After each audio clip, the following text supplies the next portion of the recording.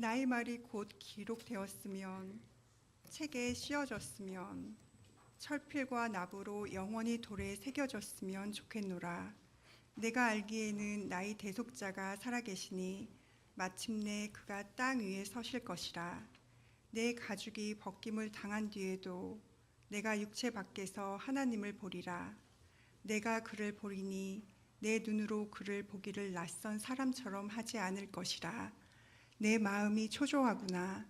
너희가 만일 이르기를 우리가 그를 어떻게 칠까 하며 또 이르기를 일의 뿌리가 그에게 있다 할진대 너희는 칼을 두려워할지니라. 분노는 칼의 형벌을 부르나니 너희가 심판장에 있는 줄을 알게 되리라. 아멘. 부활이 없다고 주장하는 사두개인 중 어떤 이들이 와서 물어 이르되 선생님이여, 모세가 우리에게 써 주기를 만일 어떤 사람의 형이 아내를 두고 자식이 없이 죽으면 그 동생이 그 아내를 취하여 형을 위하여 상속자를 세울지니라 하였나이다. 그런데 7형제가 있었는데 마지가 아내를 취하였다가 자식이 없이 죽고 그 둘째와 셋째가 그를 취하고 7이 다 그와 같이 자식이 없이 죽고 그 후에 여자도 죽었나이다. 7이 다 그를 아내로 취하였으니 부활 때에 그 중에 누구의 아내가 되리이까? 예수께서 이르시되 이 세상의 자녀들은 장가도 가고 시집도 가되 저 세상과 및 죽은 자 가운데서 부활함을 얻기에 합당히 여김을 받은 자들은 장가가고 시집가는 일이 없으며 그들은 다시 죽을 수도 없나니 이는 천사와 동등이요 부활의 자녀로서 하나님의 자녀임이라.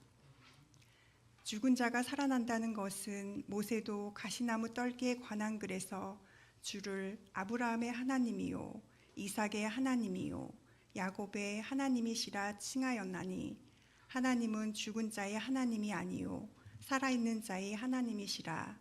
하나님에게는 모든 사람이 살았느니라 하시니 서기관 중 어떤 이들이 말하되 선생님 잘 말씀하셨나이다 하니 그들은 아무것도 감히 더 물을 수 없음이더라. 아멘. 하나님께서 우리에게 주신 말씀입니다.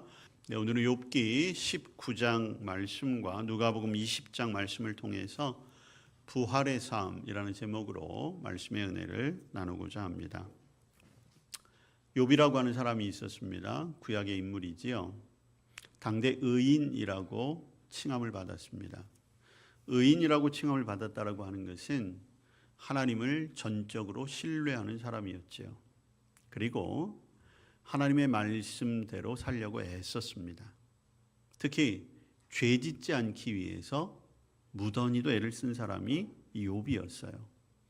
혹여라도 자기 자녀들이 잘못된 행동을 하면 그를 즉시 회개하기 위해 하나님 앞에 제사를 드렸던 사람이 욥이었습니다.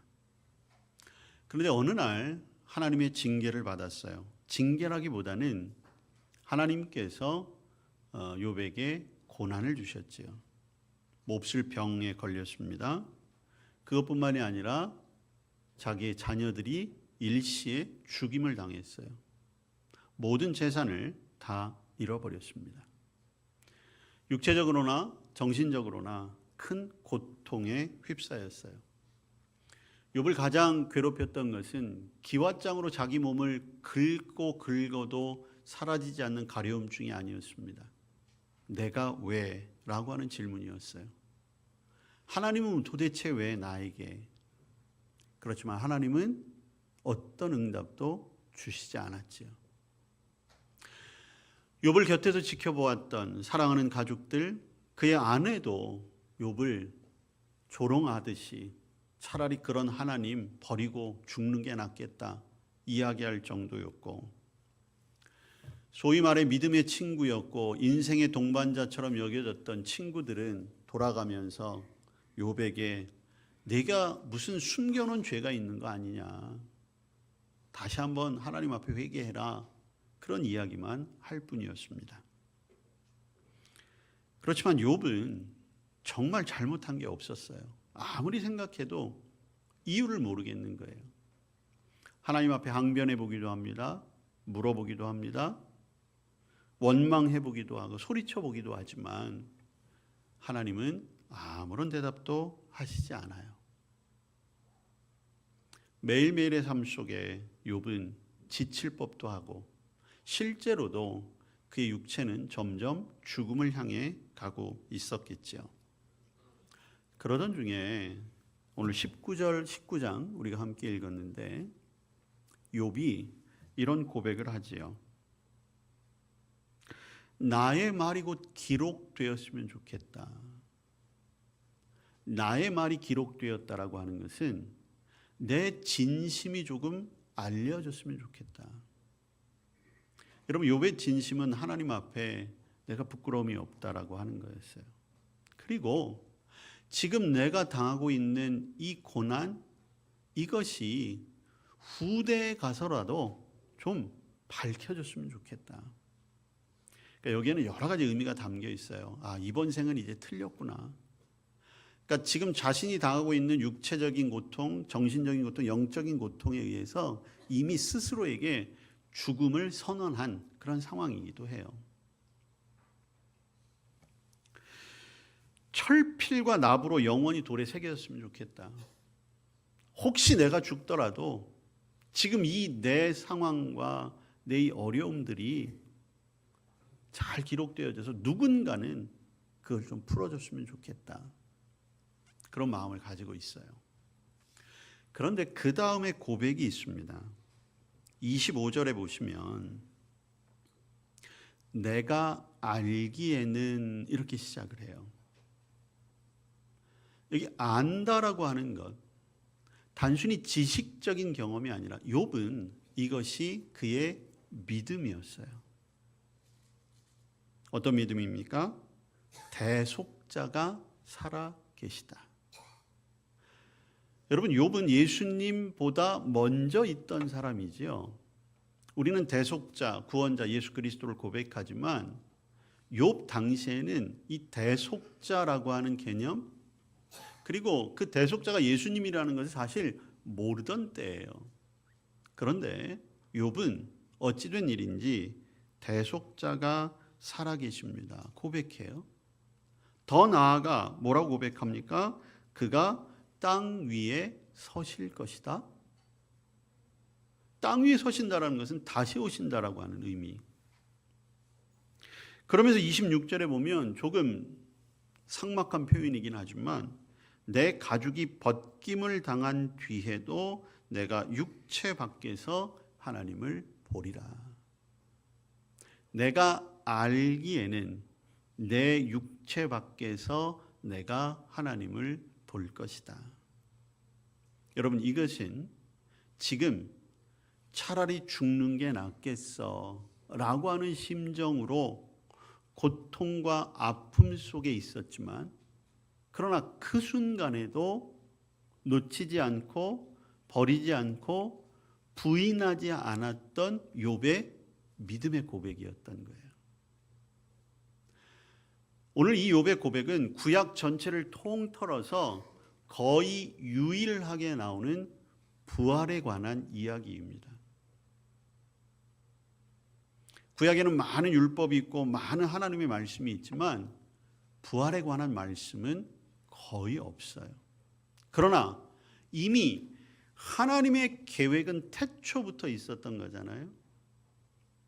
누가 알려주지 않았고, 이것은 뭐 지식적으로 혹은 율법을 공부해서 배운 것이 아니라 성령께서 극한 고난에 있는 욥이었지만 그러나 성령께서 그에게 알려주신 거예요. 나중에 여러분 욥기를 읽다 보면 욥의 이 믿음의 근거 앞에 욥이 마지막 순간 이런 고백이 나오죠. 내가 귀로만 들었더니 이제 그 주님을 내 눈으로 배웁니다. 이렇게 알고 있었던 것을 본인이 자신의 삶 속에 경험합니다. 그 고백 가운데 욥에게 어떤 일이 일어났습니까? 모든 질병이 낫는 축복을 누리게 됐어요. 잃었던 자녀들, 그들을 다시 생명을 통해 다시 자녀들을 보게 됨으로 말미암아 자녀들의 축복을 누리게 됐어요. 잃었던 재산들 다 회복되는 은혜를 누렸어요. 비록 욥은 이 땅에서 회복된 삶을 보여주지만 그러나 여러분, 이게 훗날 우리가 하나님의 나라에서 누리게 될 영원한 축복임을 욥을 통하여 우리에게 예표하고 있는 것입니다. 저와 여러분은 부활 신앙을 믿는 사람들이에요. 여러분, 부활이 우리 기독교 신앙의 가장 궁극적인 소망입니다. 또한 이 부활 때문에 저와 여러분이 믿음의 길을 걸어가고 있는 거예요. 여러분, 세상에 많은 종교들이 있지요. 수많은 종교들이 있지만 환생을 이야기하지 부활을 이야기하는 종교는 없어요. 대부분의 종교는 사실 환생을 이야기합니다. 좋게 환생하기 위해 어떻게 합니까? 이 세상을 사는 동안 선을 행하는 거예요. 불교인들, 이슬람, 힌두교인들 다 마찬가지예요. 여러분, 하다못해 힌두교인들 같은 경우는 자기도 찢어지게 가난하면서 옆에 가난한 사람들이 있으면 무엇이라도 도와야 돼요. 그게 선한 마음이 수도 있겠죠. 그런데 더 중요한 건 뭐냐면 그렇게 해야 내가 다음 생에 조금 나은 신분으로, 좋은 나은 계층으로 태어날 수 있기 때문에, 그렇게 생각하기 때문이라는 거죠. 그런데 여러분, 우리의 부활신앙은 그런 차원이 아니라는 거예요. 제가 설교를 준비하다가 어떤 짧은 영상을 하나 봤는데, 몽골 사람들은 반려견, 개로 태어난 것이 사람으로 태어나기 직전이래요. 그러니까 몽골 사람들도 그 환생, 그 생각들이 있더라고요. 그래서 반려견으로 태어났잖아요. 그럼 다음 생이 사람으로 태어나는 거래요. 그래서 몽골 사람들은 대개 반려견들을 한 10년 이상씩 이렇게 키우잖아요. 여러분들 중에도 반려견들 키우고 있는 분들 많을 텐데, 반려견이 죽었을 때 슬퍼하면 안 된답니다. 많이 슬퍼하지 않는데. 왜? 다음 생에 사람으로 태어날 거니까. 그래서 개 장례도 그거에 맞춰서 치러준대요. 일단 환생을 하려면 신에게 가까워야 되잖아요. 높은 산에다 묻어준대요. 그리고 개의 사체에서 꼬리를 잘라서 머리맡에 놓는답니다. 꼬리를 자른다는 것은 이제는 더 이상 개가 아니라는 표시래요. 왜 그런 표시 있는지 저도 잘 모르겠지만. 그리고 이제 소위 말해서 신을 만나러 가야 되잖아요. 그 헤매는 길에 배고프지 말라고 주변에다 쌀을 뿌려 놓는답니다. 여러분, 우리나라 장례 풍습에도 장례 가운데 밥상 차려놓는 이유가 죽음의 노잣돈이라 해서 관 속에 돈도 넣어주고 그러잖아요. 그게 다 비슷한 것 같아요. 그리고 정말 재밌는 걸 제가 하나 봤는데, 다음 생에 부자로 태어나게 하기 위해서 입 안에다가 가장 좋은 버터를 물려준대요. 그러면 다음 생에 부자로 태어나는 거예요. 제가 그걸 보면서 개가 사람으로 태어나는 것을 믿고 저렇게도 열심히 하는데, 우리는 과연 부활을 믿으면서 어떻게 살아가고 있을까?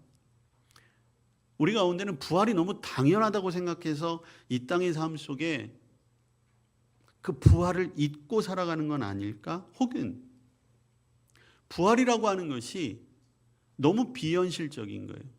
차라리 환생이 조금 더 그럴듯해 보이는 거지요. 요새 젊은 사람들 가운데 무슨 전생 체험 이런 거 굉장히 유행합니다. 자신의 전생에 내가 뭐였는지 찾아보고,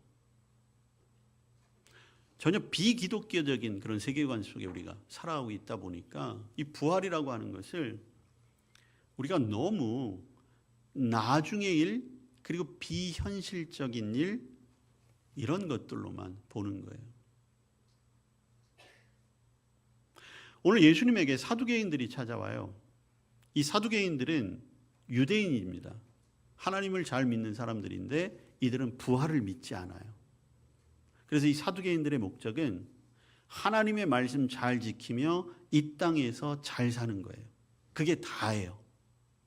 그런데 예수님이 오셔서 부활을 이야기하니까 그건 안 될 말이다. 그건 없는 말이다. 그건 거짓말이다. 그래서 예수님에게 논쟁하기 위해서 예수님과 대화하는 장면이 오늘 우리가 읽은 말씀입니다.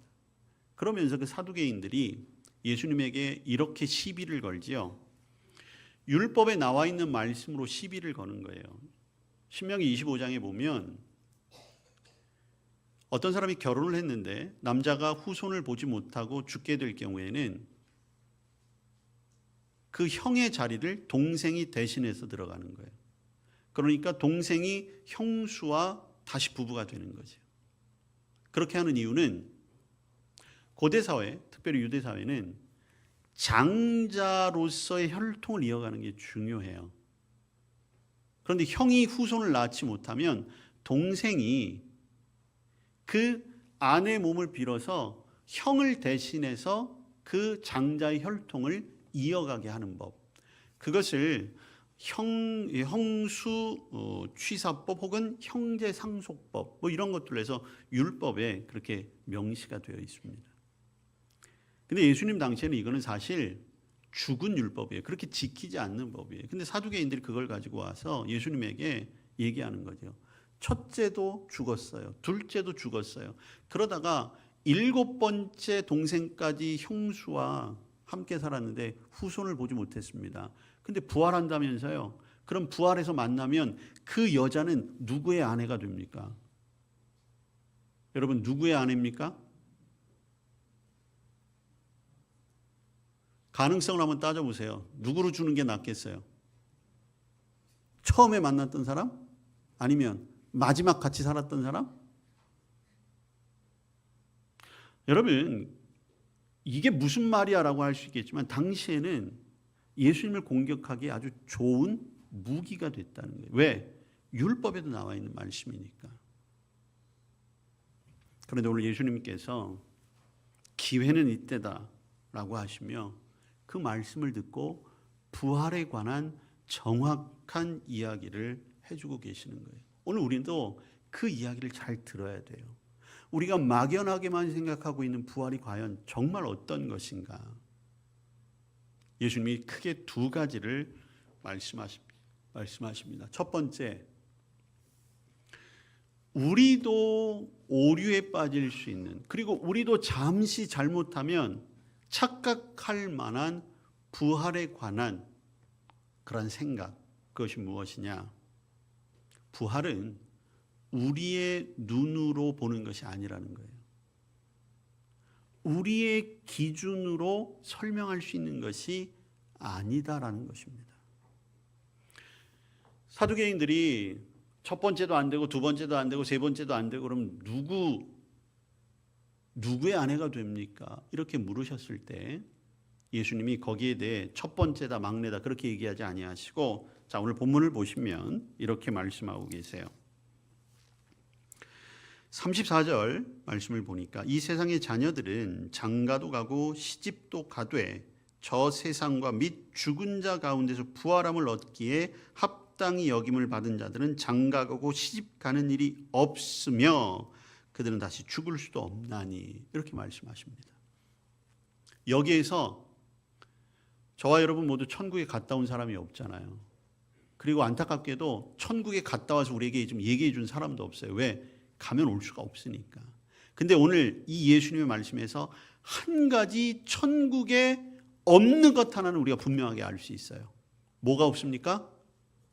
결혼 제도는 없다는 거예요. 근데 여러분 이게 중요합니다. 결혼 제도가 없다라고 하는 것은 여러분 결혼 제도는 하나님께서 만드신 거죠. 그리고 하나님께서 인간에게 주신 1호 제도가 결혼이에요. 하나님께서 천지를 창조하시고 모든 것이 보시기에 좋았더라 탄성을 하셨습니다. 좋았다라고 하는 것은 단순히 만족스럽다는 이야기가 아니에요. 경이롭고 완벽하다는 것이었습니다. 하나님이 만드신 것은 그런 세상이었어요. 그런데 아담을 만드시고 난 후에 보시기에 심히 좋으셨는데 어느 날 문득 아담이 혼자 있는 것을 보셨더니 보기에 좋지 않으셨어요. 그래서 그가 독처하는 것이 보기 좋지 않아서 돕는 배필로 하와를 만드셨어요. 이 돕는 배필이라고 하는 것은 상하가 관계가 아니죠. 함께 하나님의 완벽한 삶의 제도를 이루어가라고 말씀하신 것이죠. 그 이후로 인간 세상에는 수많은 제도와 법률과 방식과 문화들이 생겨났어요.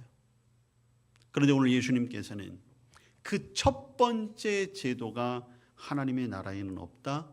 그것은 곧 이 땅의 모든 제도와 방식과 기준과 삶의 양식과는 다른 세상이 있다는 것을 분명히 말씀하시는 거예요. 그러니까 저와 여러분은 부활을 생각할 때에 우리가 지금 경험하고 우리가 아는 것으로 함부로 부활을 논해서는 안 돼요. 부활한 몸이 나의 몇 살 때 모습일까? 부활했더니 내가 과연 다시 이 사람을 만날 수 있을까?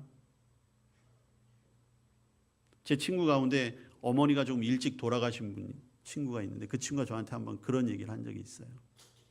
내가 나중에 천국 가면 우리 엄마를 다시 알아볼 수 있을까? 여러분들 중에도 그런 걱정 하시는 분들이 있고 그런 소망 가지신 분도 있을지 몰라요. 근데 오늘 예수님이 우리 앞에 계시면 이렇게 말씀하실 거예요. 뭘 그런 걱정을 하고 있니? 그런 걱정조차 할 필요가 없다는 거예요. 이미 우리의 몸은 신령한 몸, 즉 우리가 알지 못하는 몸으로 부활될 것이고 거기서 살아가는 것도 이미 하나님께서 예비해 놓으셨지만 우리가 이제까지 경험하지 못했던 것으로 살아갈 날이 바로 하나님의 나라라고 하는 것이죠. 여러분, 우리가 이 땅에서 조금 경험해 본 것들, 이 땅에서 조금 아는 것들로 전능하신 하나님의 그 모든 뜻을 판단하려고 하는 것, 그것이 우리의 교만이라는 것을 깨달아야 하는 거예요. 여러분, 부활에 관한 문제뿐만이 아니죠.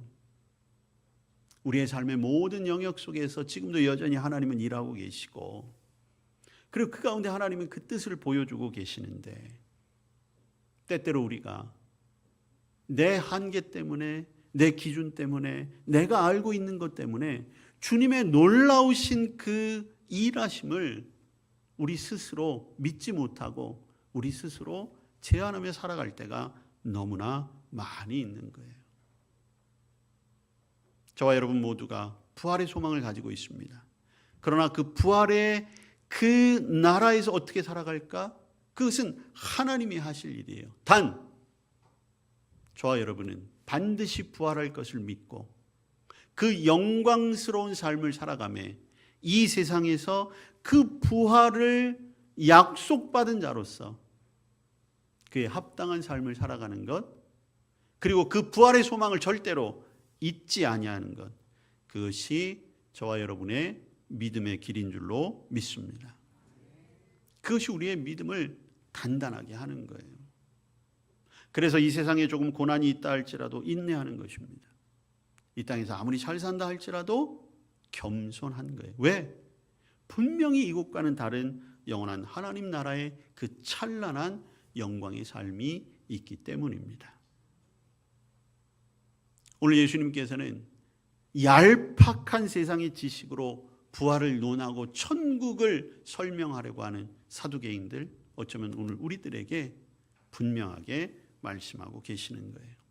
두 번째로 부활의 삶은 어떤 삶이냐? 오늘 예수님께서 37절 이하에 보면 모세가 가시나무 떨기에 관한 글에서라고 하는 표현으로 사두개인들이 아주 잘 알고 있는 출애굽기의 말씀을 통해서 부활을 가르쳐 주세요. 근데 거기에 이런 말씀을 하시죠. 주를 아브라함의 하나님, 이삭의 하나님, 야곱의 하나님이시라 칭하였다. 여러분, 구약에서는 하나님을 표현할 때 늘 이렇게 수식어처럼 붙어요. 아브라함의 하나님, 이삭의 하나님, 야곱의 하나님.